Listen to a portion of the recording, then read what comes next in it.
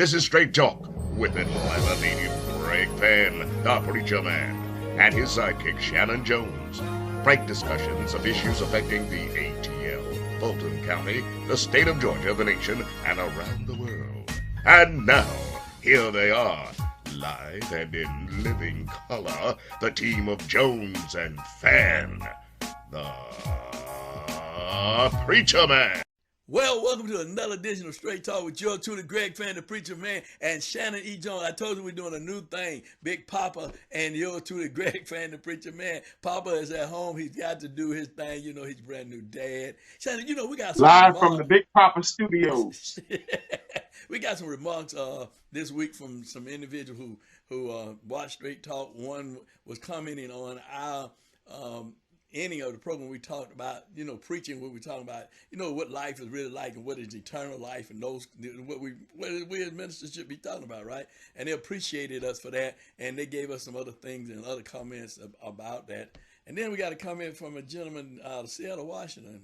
I didn't quite understand his comment because he sent us a ticket and where he was arrested in Seattle, Washington. And I said, well, I don't really understand that because we probably need to dig into that a little bit more. But he sent us some information about that. I guess he wanted us to talk about it on Straight Talk. But we're here, so if you got comments, you got information you want us to talk about here on Straight Talk, you want us to investigate something, have more comment about it. You know, we are a news reporting podcast. We report news, current events, and last events. We even talk about the missing murdered children. You know, whether or not that case has truly been solved. We talk about that. I mean, you know, and we're still getting killed. They're getting killed, but they're still being missing and murdered. Right? The jump in their case, was it ever settled? Yeah. No, you know, I mean, those are things we talk about, these kind of things. So you want us to be here on Straight Talk, you got something you want to say, we love to hear from you and bring you on the program even too. And you can come on just like Shanan and I do, from wherever you are. We can bring you right on in, right, Shanan? Right, Big Papa? Yeah. All right, that's Big right. Papa. But you know, Big Papa is the kind of hurting a little bit. He in a lot of he listening to hear the baby crying. That's what he listening for. Don't do it, please. Don't do it. He listening to me, but he still listening for the baby crying. He may have to leave the set. I just heard it. He said, "Daddy, come get these diapers." Hey, listen, we'll be right back after Miss C with more Straight Talk and information right here. If you want to be a guest on the program, that is Straight Talk News. Email us at Straight Talk News, because when you put comments in the comment section, we may read them later. We don't read them immediately, but if you email us, we'll read it immediately. That's at Straight Talk News 1362gmail.com. And if you want to put your information and news on Straight Talk with Miss C, she love to put it on for you. That's Straight Talk News. You'll see it at the bottom there. Straight Talk News 1362@gmail.com. We'll be right back after Miss C with Jones3, Greg Fann, the preacher man, and the Reverend Shanan E. Jones. Hi, Miss C here with your 3-minute news blast or more. Hey, Greg. Hey, Shanan. Or hey, Bishop Greg. Hey, Pastor Shanan. Hope everyone out there is doing well. And, I'm kind of happy the weather's changing now. And I get a little bit more excited about getting warm. Okay, listen. The Gathering, Daughters of Zion, presents the Passion of Christ Crucified, the 7 last sayings from the cross. Saturday, April 8th, 2023 at 8 a.m. at First Iconium Baptist Church. They're at 542 Moreland Avenue in Southeast Atlanta, and the pastor is Reverend Timothy McDonald. Gateway Restoration Church presents Bounce Forward. It's an event to help bring health and wellness to the community. It's going to happen April 15th from 10 to 2 p.m. Gateway Restoration is located at 4981 Phillips Drive in Forest Park, 30297. Reverend Thomas G. Ashford and New Jerusalem Missionary Baptist Church at 1385 Gus Thornhill Jr. Drive in East Point invites you to share in their worship services each Sunday. You can call them at 404-766 8117 for worship times, and you can find out about other worship opportunities and Bible study. He has a very good Bible study, trust me. Listen, I'd like for you to do 4 things for me. Just 4 little things. I want you to like us, subscribe to us, and you'll see those little buttons right there on the screen. And I want you to leave comments. Let us know how we're doing. We would love to hear from you. And also share us. Don't keep I was going to say a new looking gospel. Don't keep don't keep straight talk news to yourself. Share it with everybody, okay? And listen, if you missed any of the information that I gave, just wind me back up, okay? Just rewind me and listen to it again, okay? And we're going to see you right back here next time. Hope you have a wonderful week. Bye now. Leave Miss C alone. Hey, Miss C, thank you. Oh, I mean, how's the dad and not the baby? How's the dad? Hey, listen. I don't mess with Miss C if I got something to do. I'm Miss C got to talk about my Easter Sunday weekend, so I ain't messing with Miss C. No, Lord. Cut you off. She cut you off. Oh, Miss ain't gonna cut you off. She love you, you know she does. But let me just say, you know she do. But we'll talk about this. You know, you and I had different opinions on whether or not Donald Trump would be indicted, right? In this New York case and the insurrection and the Georgia case. Now you know, Shannon, you know, you said that you didn't think that he was going to be indicted. But let me tell you something. Most of the time when DAs come at you, they have 3 or 4 different charges that they're going to come after you at. So something's going to stick. This man has a charge in New York, 3, 4, maybe 4 or 5 different charges. Then he has Georgia charges in Georgia where he's called and had his lawyer, some lawyer, somebody passed the bar, probably badly passed, but who come up with these trunked up the reason why Fann Willis and the judge ought to be recused from the case. And then you still got the insurrection attorney that's looking into insurrection charges, and you got this man talking about, hey, if I'm arrested, y'all come on out and do the same thing you did January 6th. Come on, Shanan, come on. How many presidents are they at one time? How many presidents at one time? One president. How many sitting presidents do we have elected at one time of the United States of America? Just one. Somebody trying to get you. Sound like your phone was ringing. I don't know. I'm on straight talk. I can't deal with it. They got to call in the straight talk if they want to talk to me. Can you hear me though? Yeah, I can hear you. I hear you good. I hear you good. You said it's one. You said it's one president. One at a time. Yeah. How many district attorneys are there? Oh, well, it's as many counties as it is in the United States of America. I don't know what that number is. In Georgia alone, it's 100 and something of them, right? Right, it's 159. All right. That's a lot of district attorneys that can bring cases against, if we go down this road, when we elect the next Obama, when we elect the next Clinton, when we elect the next Jimmy Carter. It's a whole lot of DAs if we start down this road. I stick with, I listen. I understand the legal argument or argument of this, but just let me answer a question for me. How could Fann Willis depose a former president of the United States of America? How can she? How can she? Well, as a former president of America, is a former president, I'm answer this question, she can depose him because he's a citizen of the United States of America. He held. But she doesn't have the security clearance. She doesn't have the security clearance. This man still has a security clearance that is beyond that is on par. She doesn't even have the security clearance to be able to talk to him about the things that he knows. You've been deposed before. They don't just ask you about the case. They ask you about a whole bunch of stuff. Correct. leading to whatever it is that you're there. You're supposed to be there. If they just ask you what you're supposed to be there for, the deposition would take 5 minutes, maybe literally, maybe an hour. But you can be deposed, and they're gonna ask you all kind of questions. And she doesn't even have she doesn't have, nor the DA in Manhattan, or the Attorney General of the state of Georgia, or the Attorney General of the state of New York. Neither one of them even have the security clearance to be able to depose him.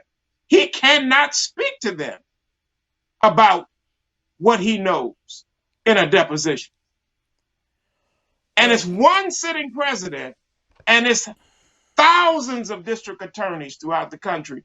And if we start this precedent, then you could possibly, because what's good for the goose, Malcolm said, is also good for the gander. So you elect your next president. You remember Whitewater and all that stuff, and you remember Kenneth Starr and all that, how that could go. Could you imagine that every president could be, for a speech he gave or a meeting he gave when he was somewhere, someone could, it could just be, it could be a lot.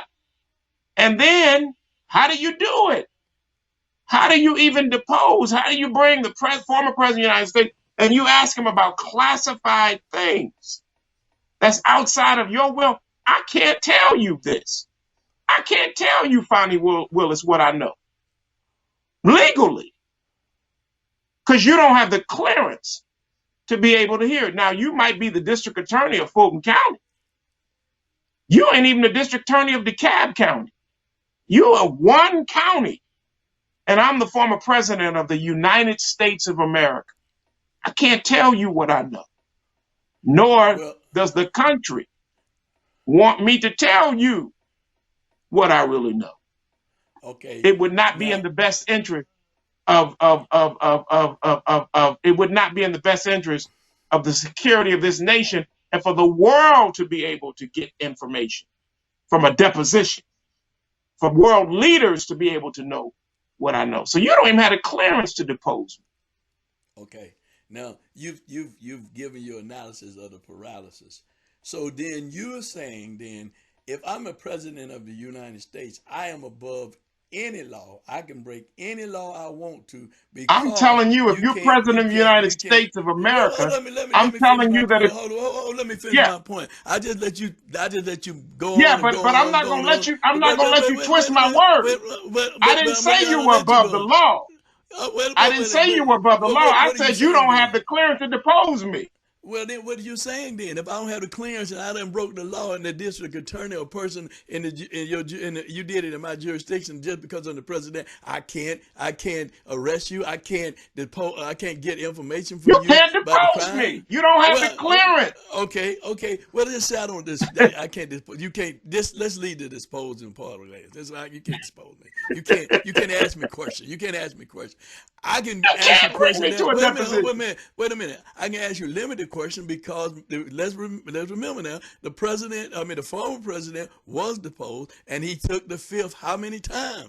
How many times did he take the fifth? How many times did he say, I take the fifth on this, I take the fifth on this, I take the fifth on this, I take the fifth on this, I take the fifth on this? I would probably have to take the fifth because if I tell you what I know in a deposition and I have a clearance to know this and you don't have the clearance, nor do anybody else that's on your staff have the clearance to know the classified information that I know, I can't talk to you. So I have to take the fifth because if I go against the clearance that I have, I'm breaking the law. Well, this is the slippery slope. So I'm not saying that you're above the law, but he's not being deposed by the Attorney General of the United States. He's being deposed by the Fulton County DA or the Manhattan DA. Well, let me just say this to you. If he cannot be deposed because he is the president of the United States, he may have former president of the United States. He may have some classified information that people don't need to know. And because God knows I don't need to know everything that He knows that's classified. You can't But know it as it, but I until don't it's want to know. declassified. But I don't want to know. And I'm saying that to you. I don't want to know. But I do want to know about his involvement in January 6th. I do want to know about his involvement in the state of Georgia. I So do do want to I. know about So what do I. happened with So do this I. campaign thing. I do want to know. So I mean, so if I it's agree with you. limited to So do that, I. but So how do we if get that it's information? We so can't get if it it's from a limited, district attorney. well, if it's limited, if it's limited to question that they can ask, because the judge can say you can ask questions, but your questions in your deposition has to be limited to certain questions. It can't be limited. It can't go beyond the scope of this. I've seen them do it before, Shannon. They limited questions that you can ask a defendant. Well, I wish they were there for my depositions and limited for me. I'm somewhere for 7 hours and 10 hours Oh, on a deposition about a lawsuit or something. look at you could have been And they you could have asking me had a all deposition kind of stuff 2 days. about my personal business Yeah, and they my could. work and what I've done and all kind of stuff. I understand. I understand. But the judge, because of the sensitivity of this matter, can limit the scope of what You're saying questions he can be asked. can. Right. You're saying he can. You're saying that the judge can do that, but Right. that hadn't happened. But let's get to what you. I mean, because we on this debate that we're gonna keep having on Oh this. yeah. Well, So we're gonna agree to disagree on we this. gonna really we gonna agree to And I'm not a disagree. listen. I'm not saying that I'm not a Trump supporter. Right. I'm just, if the president were Democrat, libertarian, I'm just saying, how can I depose? I'm the sworn district attorney for a county, not even for the state, for the county. I'm not even a state attorney general. So then I think that the person that would be able to properly depose a president would probably have to be from the office of the attorney general of the United States. Well, I'm just saying.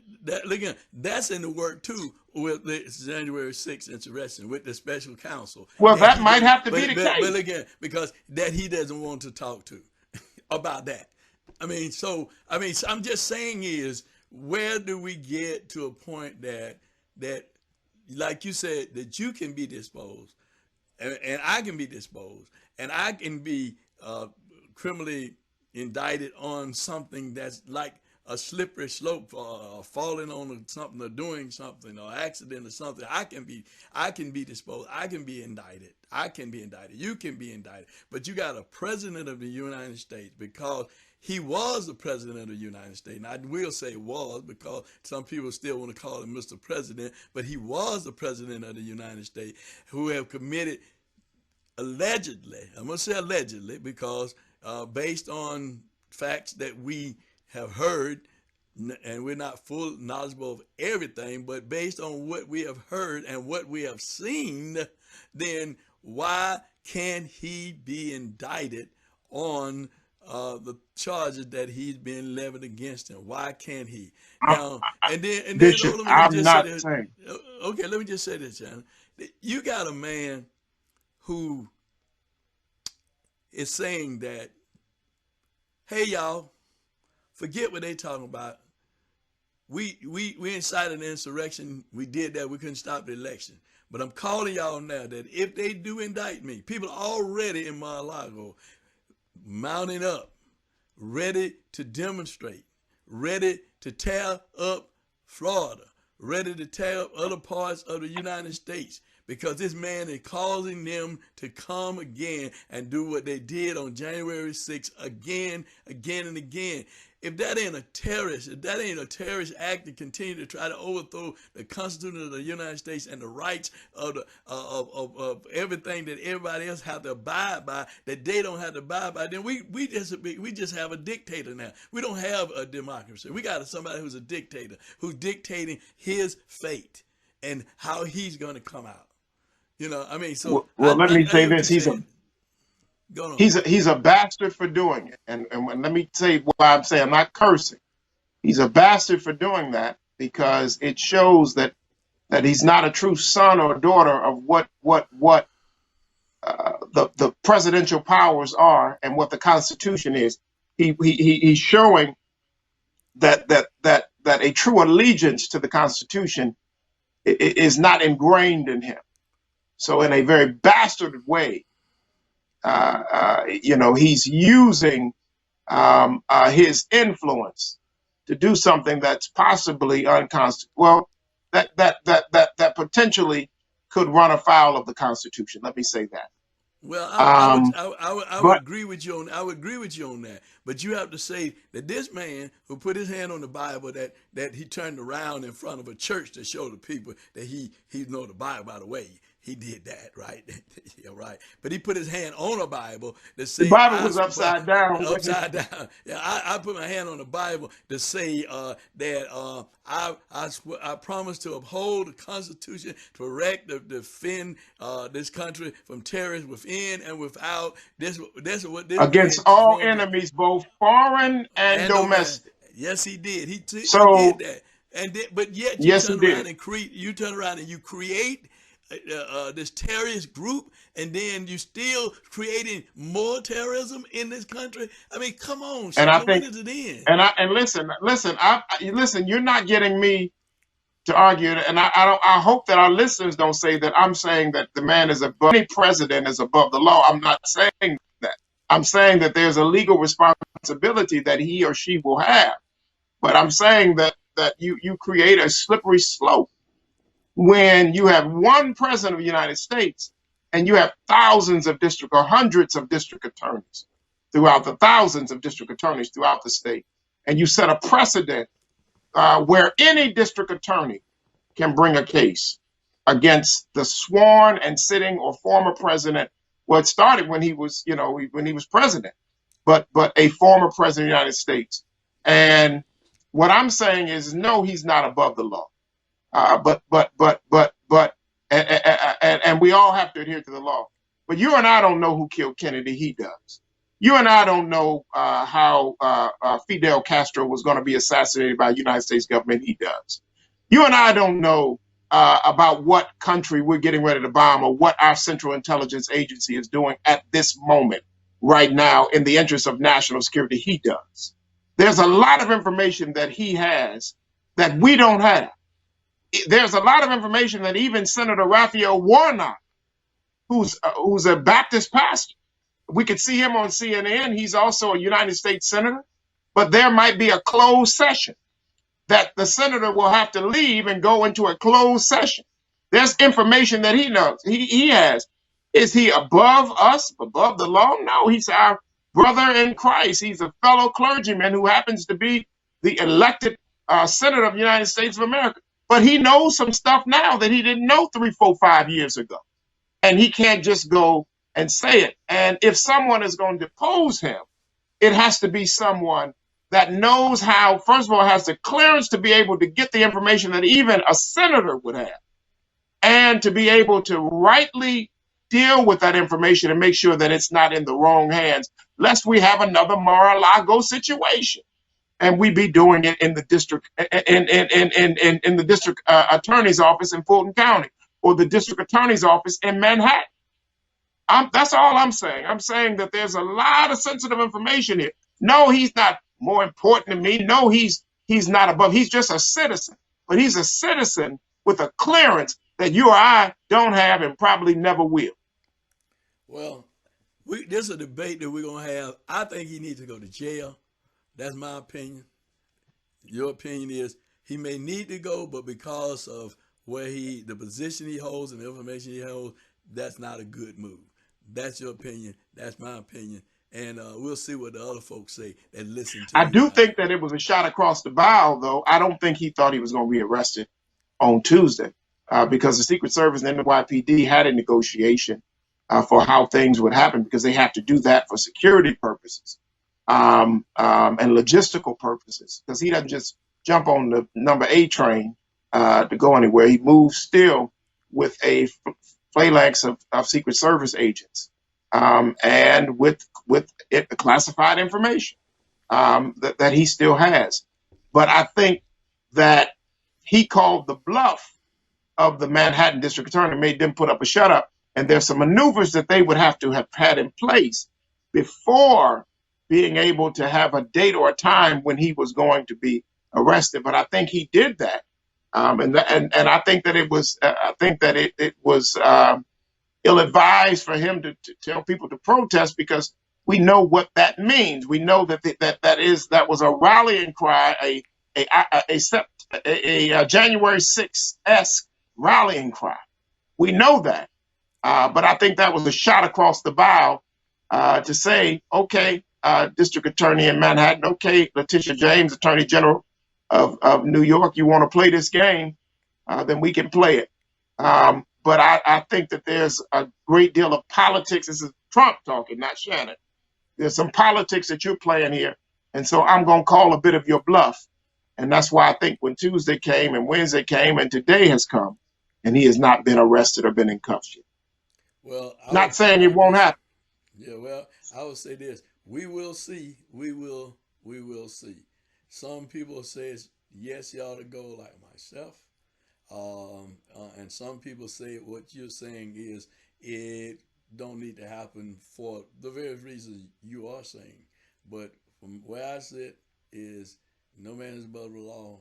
Whatever is fixed, is wrong, it need to be dealt with, just like for anyone else, not just because you hold a certain position or you have certain clearances, because that means that anyone who has a certain clearance, they don't have to go to jail or have to be prosecuted for crimes. They can just commit all the crimes they want. It's like, to me, it's like this thing called diplomatic immunity. If they come over here, they can do anything because they got diplomatic immunity, right? They could kill somebody, but I have diplomatic immunity, so you can't touch me. What I said is like people who come over here from foreign countries who are diplomats, right? And they can commit crimes or somebody, and then they have diplomatic immunity. Send them right back.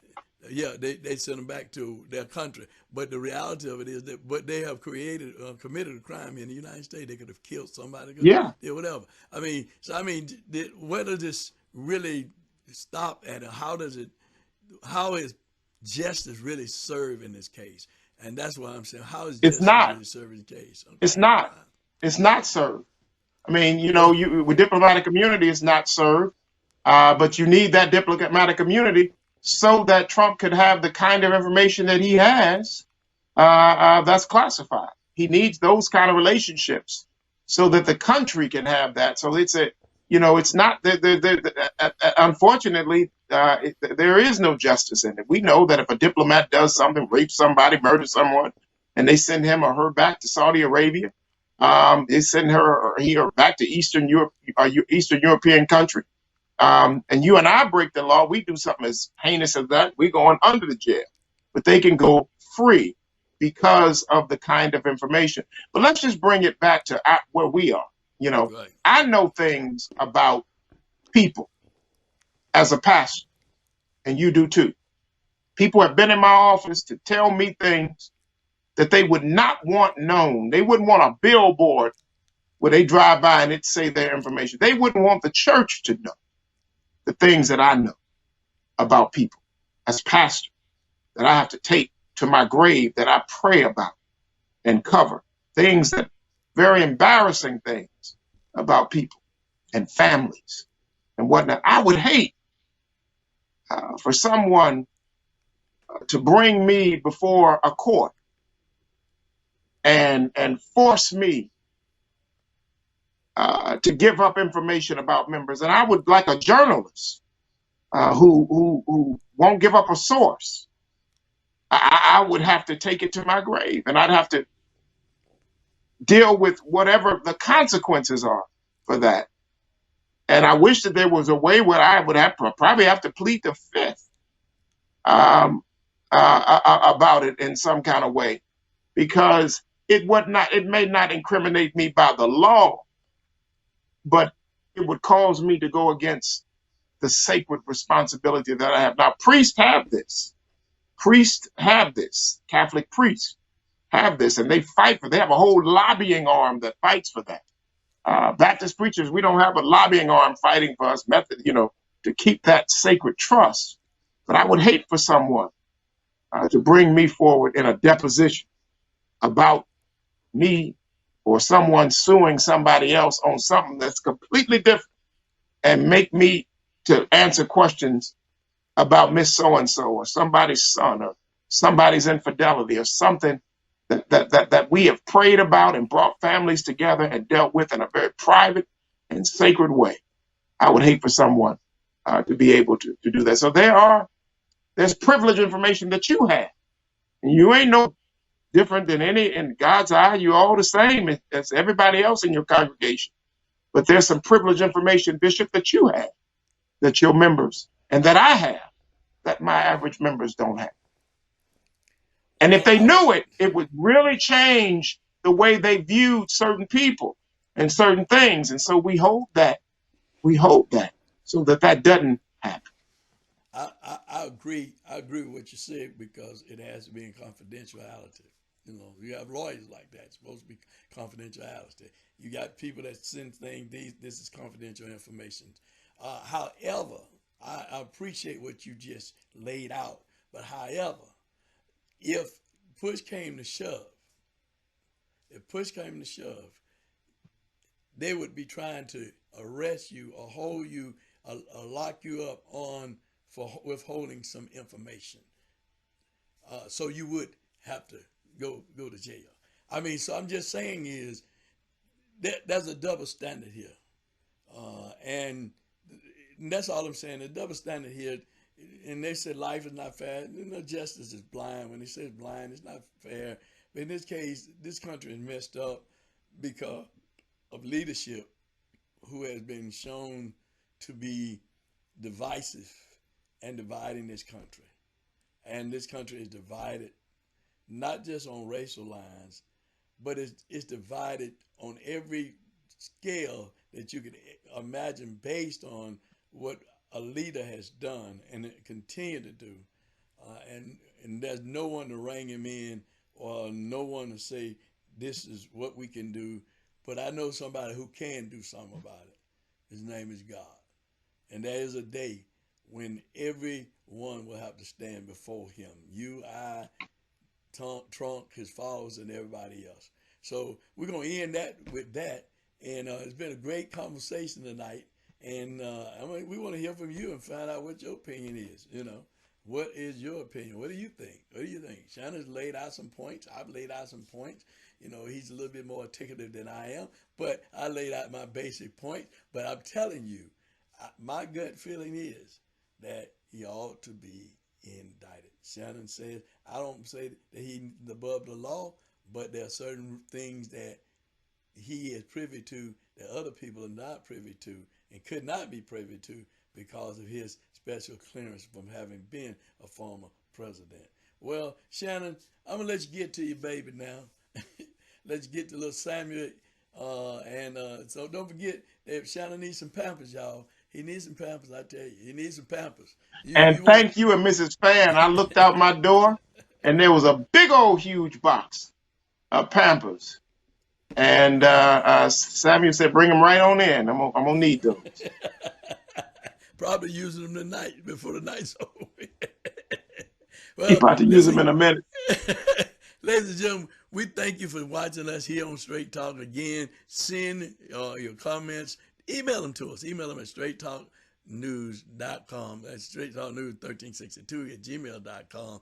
And like us, give us comments, like us, and subscribe to the channel here on YouTube. Well, until next week, Shannon and I will be back with you. He'll be with Samuel. I'll be here, and we'll have more and more discussion around other topics. But I do want to talk a little bit, Shannon, as we come back about this missing and murdered children and what's going on with more and more kids being missing and murdered.